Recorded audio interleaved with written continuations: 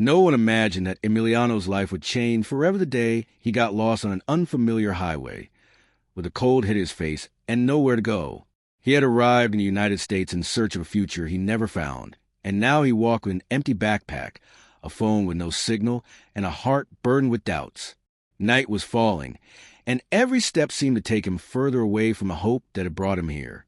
What Emiliano didn't know was that his life was about to cross paths with the story of another Mexican who had gone through the same struggle but never had the chance to tell it. When he arrived at the small town where his journey ended, he realized something wasn't right. The houses looked abandoned, the lights flickered, and the streets were so silent he could hear his own heart. Emiliano approached an old sign nailed to a post that advertised a house for sale at a ridiculous price. The lettering was worn, as if the ad had withstood years of wind, rain, and oblivion. Despite the fear he felt, the desperation for a roof over his head was stronger. He decided he had to see the place, if only to spend one night under-sheltered on the way to the house. He crossed paths with a group of neighbors who looked at him with worry, as if recognizing a destiny they had seen before. No one spoke to him, but the way they looked away when he mentioned the address made him uneasy. One of them, a gray-haired man, mumbled something Emiliano could barely hear. No one should go in there.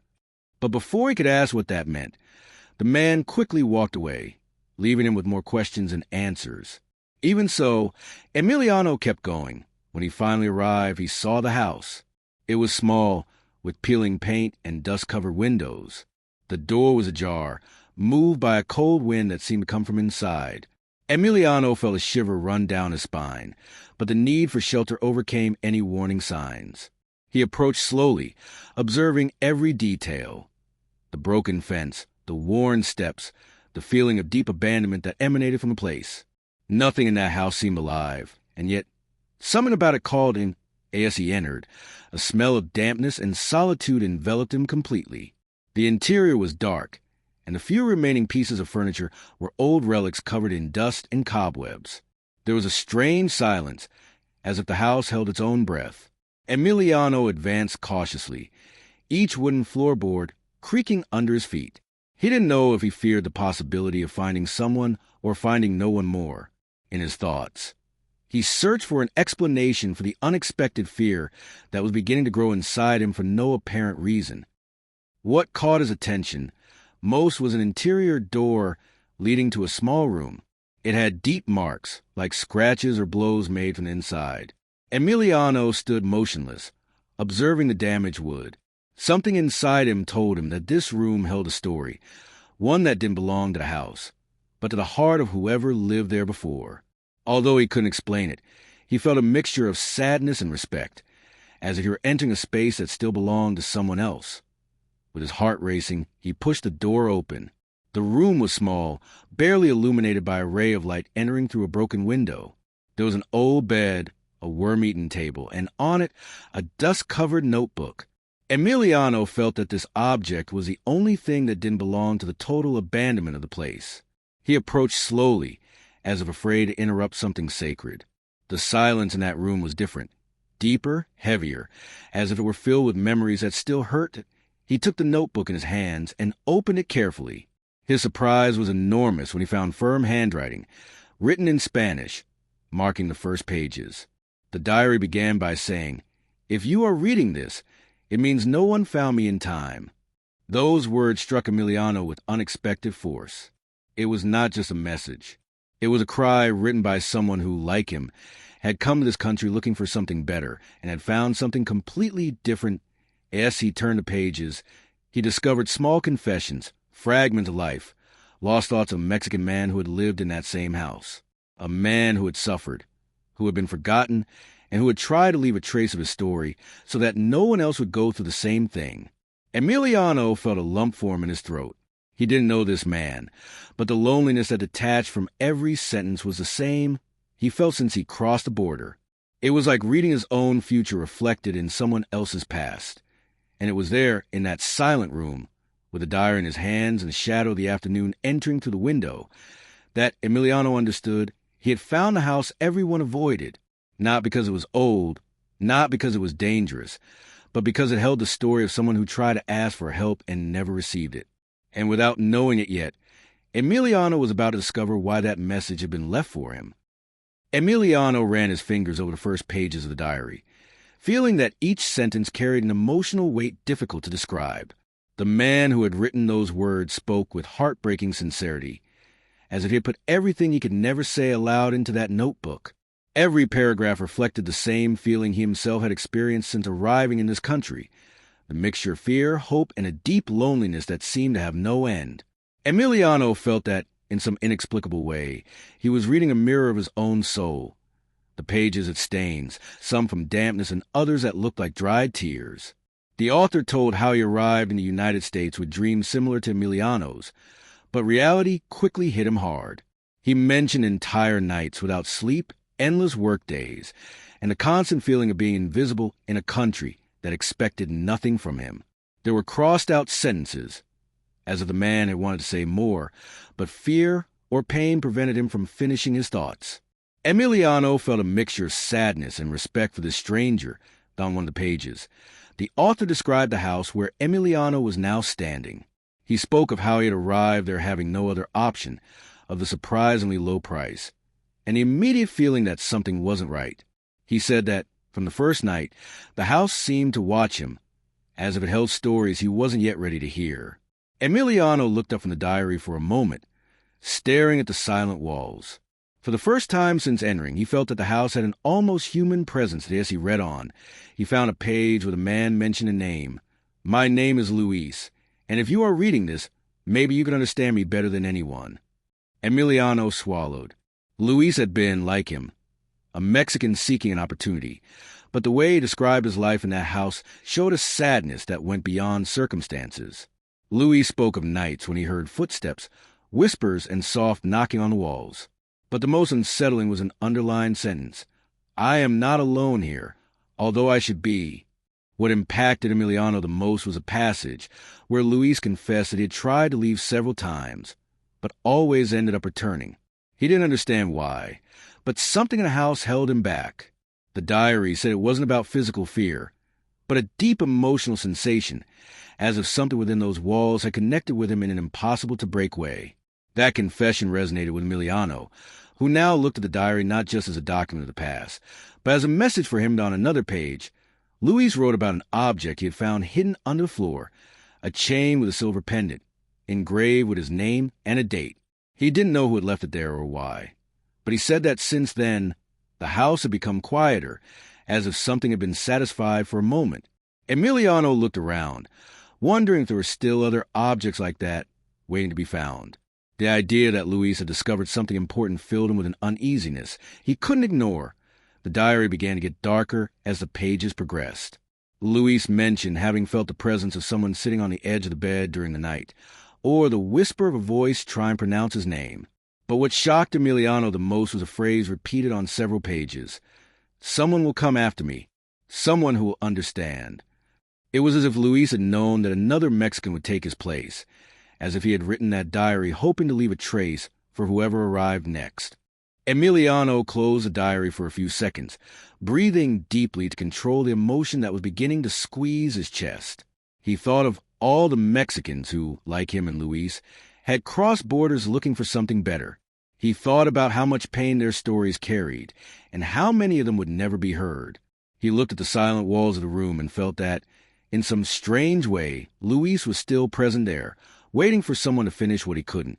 The weight of that responsibility fell upon Emiliano like an invisible cloak.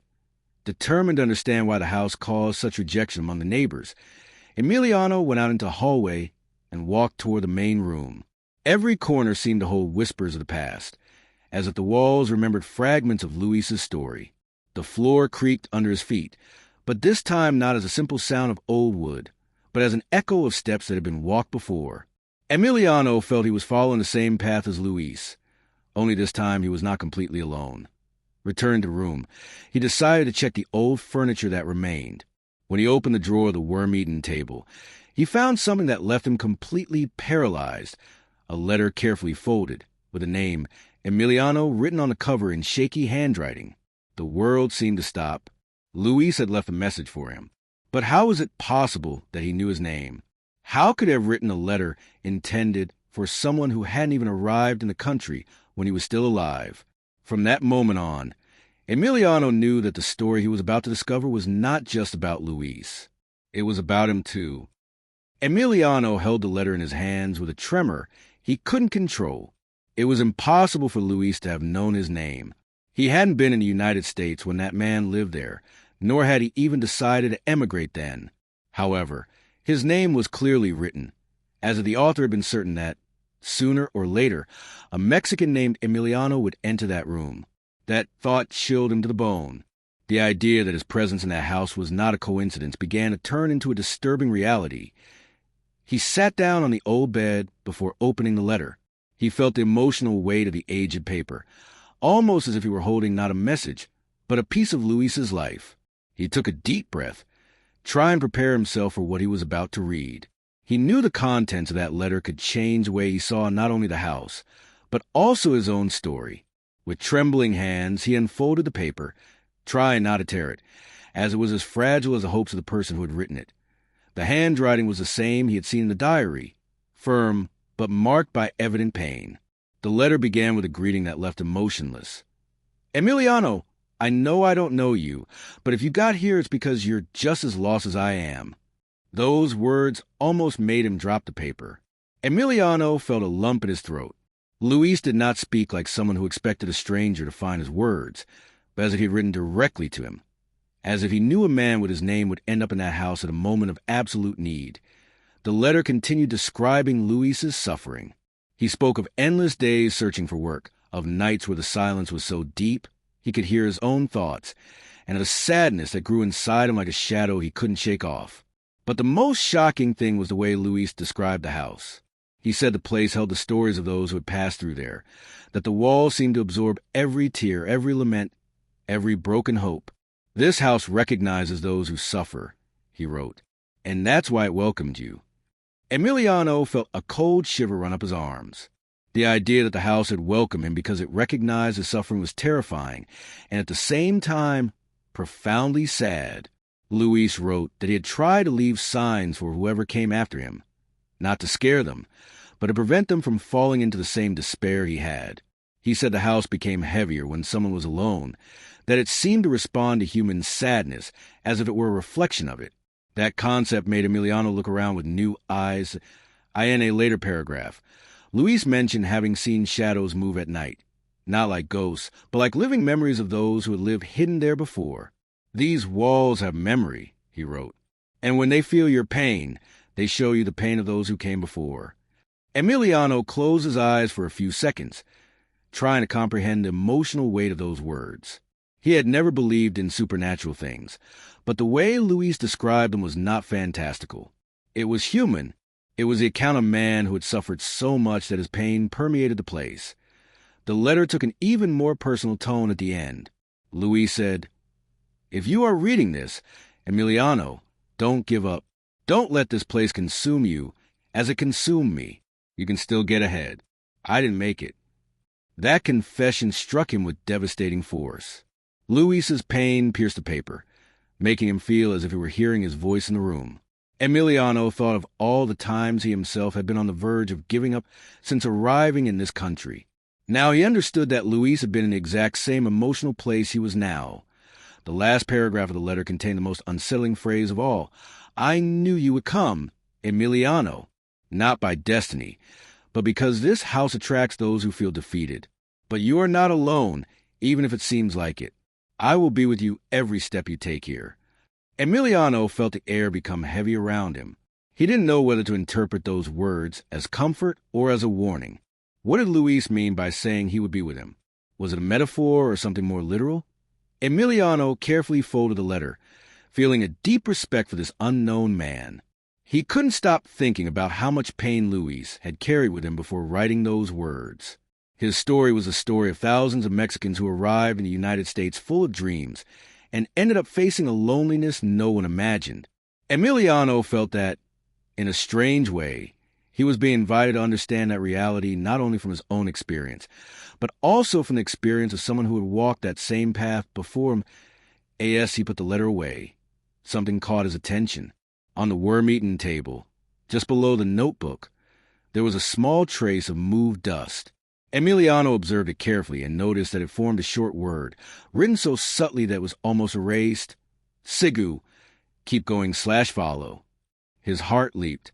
Luis had left something else. Something he still had to find. And with that certainty, Emiliano understood that the true story of the man who lived there was just beginning to unfold. Emiliano stared at the word written in the dust, as if it had been traced moments before he saw it. Sigu. That word carried immense weight, not because of its form, but because of the context in which it appeared. How could Luis have left that message there? So exact, so opportune, so perfectly placed to be discovered right at that moment. Emiliano felt the entire house hold its breath, as if waiting for his decision.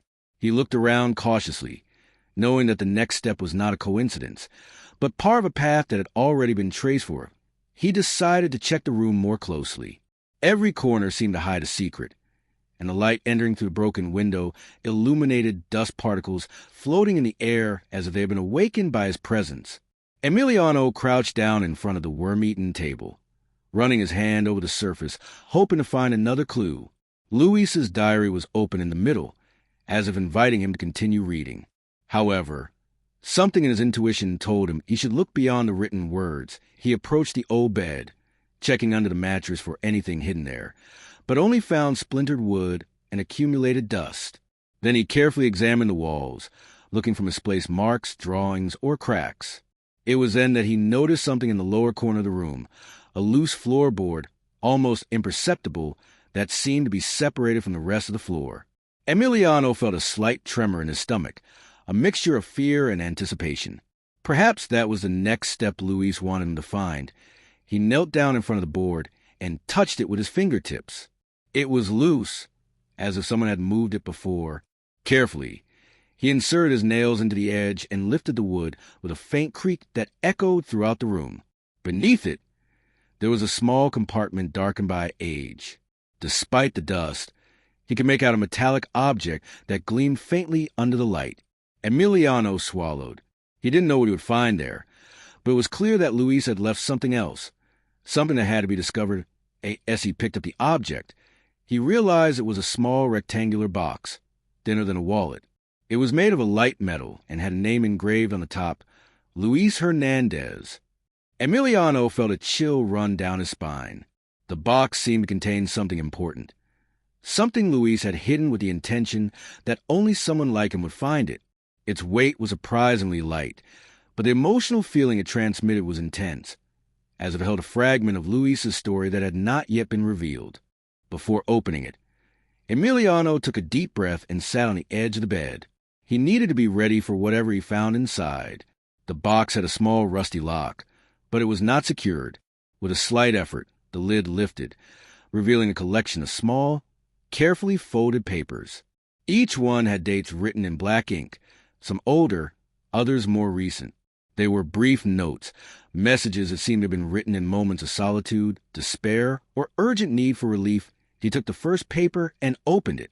It said, "Today I thought about returning to Mexico, but I cannot fail them." Emiliano felt a lump in his throat. He knew perfectly well what those words meant. He had thought the same thing so many times since he arrived, remembering his family, his mother, everything he had left behind. The second paper said, "I don't want this house to erase me. Please, let someone remember that I was here." It was impossible not to feel the deep sadness that permeated every letter. As he read the messages, Emiliano understood that Luis had written his story in fragments, trying to leave a trace of himself before completely losing hope. There were papers that spoke of good days, small victories that made him feel alive, and others that showed a pain so deep that they seemed to be written by someone on the verge of defeat. Every sentence was an intimate confession, a silent cry that had been trapped under the floorboards, waiting to be found by someone who could understand it. The last paper was different, not only because of its color, more yellowish, but because of the phrase written in shakier handwriting. "If you find this, follow my path, not because you have to suffer, but because you'll understand what I could not say aloud." Emiliano felt his eyes begin to fill with tears. Luis had not only left messages, he had left a request, an invitation to complete a story that remained unfinished, as if he wanted someone to finish what he couldn't. With the paper in his hand, Emiliano looked at the room again.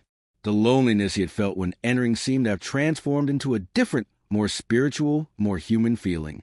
It was no longer just an abandoned place, but the echo of a life that had cried out to be heard. Emiliano understood that the house had not chosen him randomly. Luis had seen in him the reflection of his own struggle, and had left a path for him to follow. And although he still didn't know where it would lead him, he was ready to discover it. With the papers still in his hand, Emiliano felt that every word written by Luis pierced his chest like an echo of something he himself had tried to silence for a long time. That mixture of pain, nostalgia, and the need to be remembered resonated so strongly that it was impossible for him to look away from the contents of the box. The feeling of reading the most intimate thoughts of a stranger made him feel humbly connected to him, as if they both shared the same story woven from the solitude of two different countries. Even so, the emotional weight of those confessions left a lump in his throat. He decided to put the papers back in the box, with the same delicacy one uses to protect something fragile and sacred. When he closed the lid, he noticed his hands were slightly trembling, not from fear, but from the deep compassion he had begun to feel for Luis. Being an immigrant was a constant struggle, but discovering that someone like him had gone to the same house, the same silence, the same sadness, made him feel that he was part of an invisible chain of intertwined destinies. He couldn't ignore it. Not now. He slowly got up, still holding the box, and began to walk around the room. Suddenly, he noticed something new, a small, almost imperceptible mark on the wall next to the window. It was a trace made with the tip of a sharp object, a curved line that seemed to repeat several times at that same point. Emiliano approached and ran his finger over the mark. The surface was slightly indented, as if someone had pressed hard while writing from a deep state of anguish or despair. It was another sign from Luis, another trace he had left behind. Moved by intuition, he decided to inspect the walls more closely. In the lower right corner, he found another mark, this time longer, accompanied by a number, 14. He didn't know what it meant, but the way it was engraved gave the impression that Luis had been counting something. Perhaps days, perhaps attempts, perhaps memories. Each mark brought him closer to a story that had not yet finished revealing its true pain. Emiliano felt he had to find more pieces to understand what Luis had lived through inside there. It was then that he saw something on the floor, just where the faint light from the window reached a gray stain. It was a piece of old adhesive tape, stuck diagonally to the floor. Beneath it, something seemed to be written. He knelt down and carefully removed the tape, revealing a phrase written directly on the wood. "Do not trust the silence of this house." Emiliano felt a shiver run down his spine. That phrase explained many of the sensations he had had since entering, and at the same time it opened up an even more disturbing question. What had Luis tried to say with that? He remembered every strange sound he had heard since his arrival.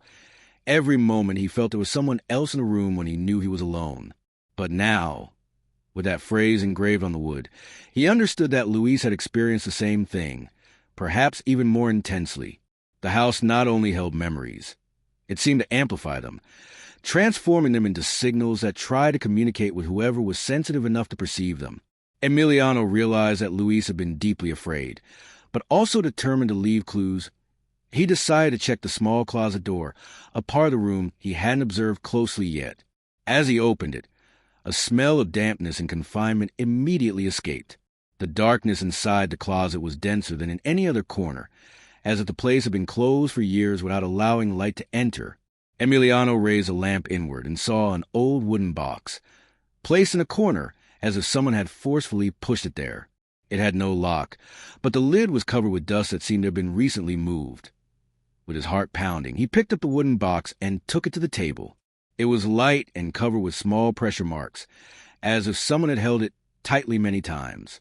He slowly opened the lid, revealing a collection of old photographs. Some were folded, others torn in half. The first one showed a young man, clearly Mexican, standing in front of a field with a tired expression, but a glint of hope in his eyes. Emiliano felt an immediate emotional hit. That man was Luis. As he looked through photographs, he found scenes showing Luis's arduous journey. Desert borders, cold nights sleeping on the ground, heavy work that had left him exhausted. Each photo was a silent testament to a life marked by constant struggle. But what caught his attention most was the last image, A photograph taken inside the same house, in the same room, with Luis sitting on the bed, holding the diary Emiliano had found. At the bottom was written a phrase, "I don't want to disappear." Emiliano felt his heart ache in his chest. He understood, with painful clarity, that Luis had left his entire story scattered throughout the house for someone to find, so he wouldn't be forgotten, so that his life wouldn't be lost in the silence that had consumed him. The house everyone avoided was not dangerous because of its structure, but because of the accumulated sadness of a man who never found help. And now, Emiliano carried the weight of honoring that story. He knew there was still much to discover, and that Luis, in some way, had wanted it to be him who did it. Emiliano placed the photos on the table, feeling that each one told him a part of the silent pain Luis had carried without anyone noticing. It was inevitable to wonder how many people like him had gone through similar paths, how many times stories remained trapped in forgotten places without anyone stopping to listen to them.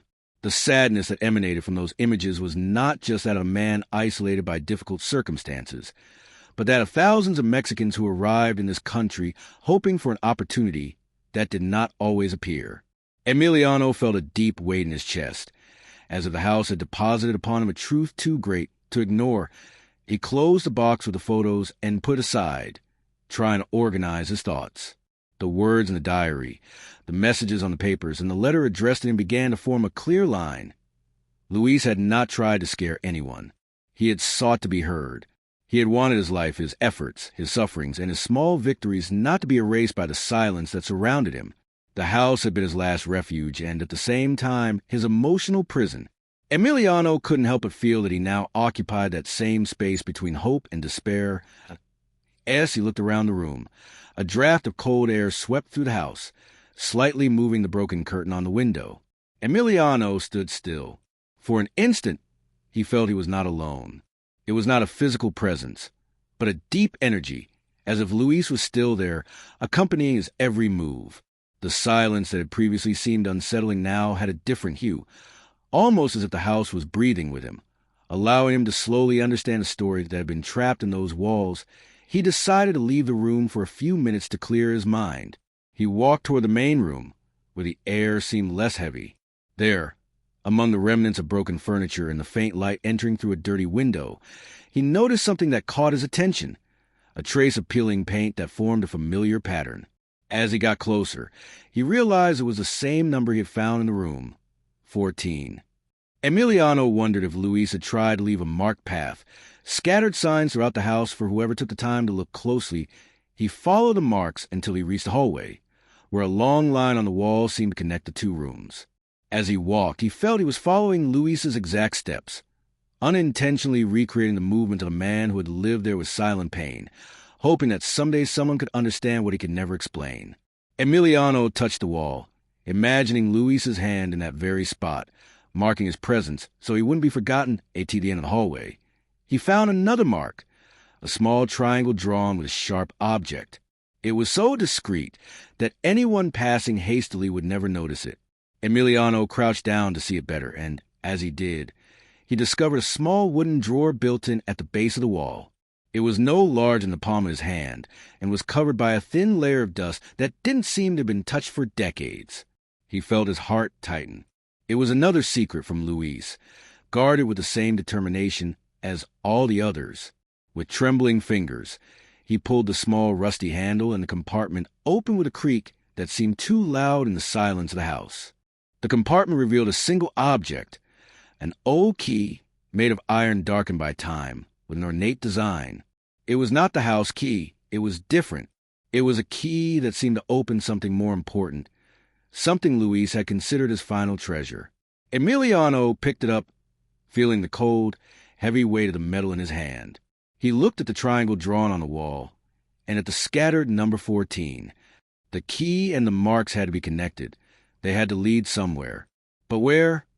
Emiliano returned to the room, inspecting every piece of furniture and every corner he had already checked. Nothing seemed to have a lock. He touched the worm-eaten table, the old bed, the walls, searching for a match for the key. Frustrated, he sat down on the floor again, looking at the box of photos and the diary. The answer was not in the walls, nor in the objects. It had to be in the words. He opened Luis's diary, quickly flipping to the pages until he found the last entry. Luis had stopped writing abruptly, leaving the ink blurred on an incomplete sentence. But just below, in a space that seemed to have been added later, there was a drawing, a rough floor plan of the house, with a small circle and an X marked. The X was in the main room, near the window where the light entered. The key doesn't open an object. It opens a secret, Emiliano murmured. With the key clenched in his hand, he ran to the room. The afternoon light was already dim, but he managed to kneel in the exact spot marked with the X on the floor plan. There, he noticed a subtle difference in the pattern of the floorboards, darker and slightly misaligned. With the tip of the key, he forced a crack, and the silence of the house was broken by a dry, heavy creak. A larger section of the floor lifted. This time, it wasn't a small box or papers. It was a yellowed newspaper clipping and an old bank envelope. The newspaper clipping was the news of a fatal car accident dated months before. The victim, Luis Hernandez. Emiliano felt the air leave his lungs. Luis hadn't disappeared. He had died. The bank envelope contained a property deed and a will. Luis had left the house, the worst house in the neighborhood, to the only person who could understand him, the person who would find the entire trace of his solitude. Emiliano. The letter to Emiliano was not supernatural. It was an act of faith from a man who knew that his story would only be understood by someone who lived the same immigrant pain. The house was not haunted. It was charged with the memory and pain of a man who, even in death, sought a connection. Emiliano sat on the floor, with the key, the will, and Luis's story in his hands. He hadn't found a refuge. He had found a legacy. The house everyone avoided was, in fact, a silent monument to struggle and unfulfilled hope. And now, the weight of honoring Luis's memory was the new backpack he would carry on his own path. Night began to fall on the house, while Emiliano remained seated on the bed, feeling the weight of everything he had discovered. The darkness filtering through the window was not a simple lack of light. It was a deeper silence, almost expectant, as if the house itself were waiting for him to make the next decision. Emiliano took a deep breath, trying to organize his thoughts, but every memory of Luis appeared in his mind with an intensity he couldn't ignore. He was no longer just a passive reader of someone else's story. He was a part of it. He turned on the lamp in the room, and the warm light illuminated the papers, the photos, and the box Luis had left behind. It looked like a makeshift altar, a silent tribute to a life that had been left incomplete. Emiliano approached and stroked the surface of the box, as if he were touching something alive. He understood that Luis had had no one to listen to him, no one to understand the way of the decisions that had brought him to this country. And now, in some way, that emptiness had found a place to be filled in Emiliano. He took the diary again and opened it to the last page written. There was something in the way the letters gradually faded, as if Luis had written until the last second of emotional clarity. The last sentence was incomplete. Sometimes I feel that this house...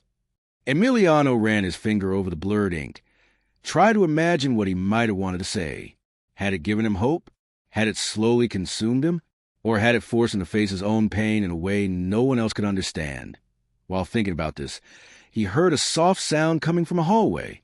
It was not a knock or a creak of wood, but something like a brush, as if someone had run their hand over the wall. Emiliano stood up, feeling a mixture of fear and responsibility.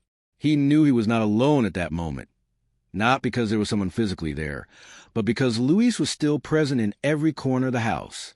His story, his pain, and his hope still remained alive in the memory of the place. With slow steps, he walked toward the room's door and peered into the hallway. The twilight barely illuminated the corridor, creating long shadows that stretched toward him. What caught his attention most was a new mark on the wall, right where before he had only seen peeling paint. Now there was a word written with a faint stroke, as if someone had marked it in haste. Listen. Emiliano felt a chill run down his spine. Listen to what? The silence, the story, the pain of that man. He returned to the room and sat on the bed, letting the word resonate in his mind. Perhaps Luis was not looking for him to find a final object, but to understand something deeper. Emiliano closed his eyes and tried to remember every sentence in the diary, every photo, every mark on the walls. Everything seemed to point to the same idea. Luis did not want to disappear without someone knowing what he had lived through. He wanted to be heard, not in life, but in the memory of someone who shared his story, his origin, and his pain. When he opened his eyes, his gaze went directly to the corner where he had found the word Sigu, follow. There, between the shadow and the dim light, he noticed a small object that hadn't been there before. A rusty, finger-sized key lay on the floor, as if it had been placed there at that precise moment. Emiliano carefully picked it up, feeling the coldness of the metal in the palm of his hand. He didn't know what that key opened, but he was sure it was part of what Luis wanted him to discover. He checked the room for something that could be opened with the key, but found no visible lock. He walked around the house, focusing on corners he had previously overlooked. Finally, he reached a small door located at the end of the hallway, almost hidden behind an old bookshelf. It was locked, and the lock seemed to be the exact size for the key he was carrying. Emiliano felt his breathing stop for a second. It was evident that Luis had left that last step for him. He inserted the key into the lock and, with a slight effort, heard a dry click that echoed throughout the house. He slowly opened the door and discovered stairs descending into a small basement. The air that came out was dense and cold, as if it held years of accumulated silence. Emiliano hesitated for an instant, but then lit his lamp and began to descend. Every step he took seemed to bring him closer to the deepest part of Luis's life, to a fragment of history that had remained hidden for too long. The basement was small, barely illuminated by the light of his lamp. In the center was a wooden box, larger and heavier than the others. It was covered by an old blanket, and on it was a name written in charcoal. For whoever understands. Emiliano felt a lump form in his throat. This was Luis's final message, the closure he could never give in life. And now, he was the only person capable of discovering what had been left waiting in that dark place. Emiliano stood motionless in front of the wooden box, feeling that everything he had discovered up to that point led him exactly to that place. The phrase written in charcoal, for whoever understands, seemed to look directly at him, as if Luis had predicted that someday someone with his same sensitivity would cross that door. The basement was so silent he could hear the echo of his own breathing bouncing off the concrete walls. He knew that what he was about to find was not a simple object, but the very heart of the story that had been trapped between those walls for too long. He approached with slow steps and removed the blanket covering the box. The dust gently rose, forming a thin cloud that glistened under the light of the lamp. The box was ancient, made of worn wood, and reinforced with small metal plates corroded by time. Emiliano ran his hand over the lid, feeling the marks aware, as if many years ago someone had rested their pain there, hoping that someday it would be understood. He took a deep breath and lifted the lid, prepared for whatever it was. Inside, he found a small collection of personal items, each placed with care that revealed its significance. There was a worn rosary, an old wallet, a bus ticket from the border, and a photograph of Luis smiling shyly, as if that moment had been one of the few in which he allowed himself to feel hope. Emiliano took the photo between his fingers, observing the tired eyes of this unknown man. It was impossible not to feel a deep connection with him, as if they both shared the same way to the journey traveled. Beneath the objects was a small notebook, different from the diary he had found earlier. It was sealed with a red ribbon, as if its contents were too intimate or painful to have been left in plain sight. Emiliano carefully untied the ribbon and opened the first pages. There he found what appeared to be final confessions, written with heartbreaking sincerity. Luis spoke of his fears, his defeats, but also the dreams he never stopped having, even when life took it upon itself to extinguish them little by little. What impacted him most was a page where Luis wrote about his family in Mexico. He recounted how he had promised to return, how he had sworn to send money, and how guilt consumed him for not having achieved any of what he had dreamed. "I couldn't be the son, the brother, or the man they expected me to be," he wrote. "But if someone finds this, I want them to know that I tried with all my heart." Emiliano felt those words hit too close to home, as if they also spoke of his own life, of the promises he himself had left unfulfilled. As he read on, he found a paragraph written in shakier handwriting, as if Luis had been fighting back tears while writing it. It said, "What this house has is not a ghost. It is my silence. This place kept my tears because I had no one to tell them to. If you are reading this, please don't let your story end like mine. Emiliano closed his eyes as he read those phrases, feeling that every word deeply pierced his chest. Luis was not trying to scare him. He was trying to free himself through him.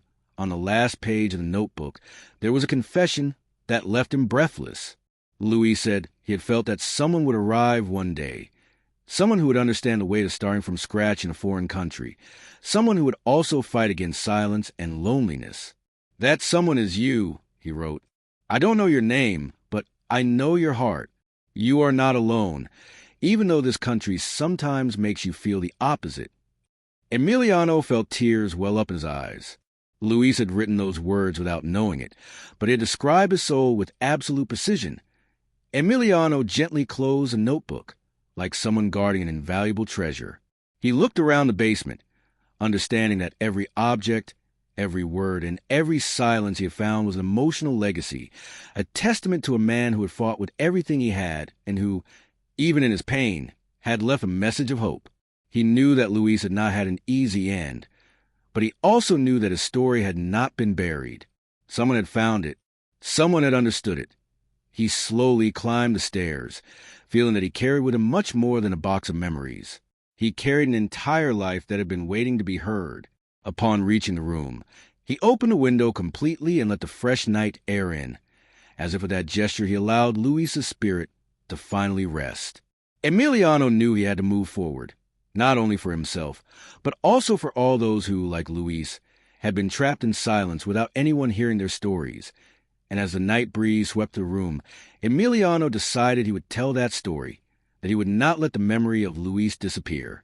If you want to continue accompanying stories like this, full of life, pain, hope, and truth, I invite you to subscribe and continue exploring these stories with me. Each one holds something that deserves to be heard.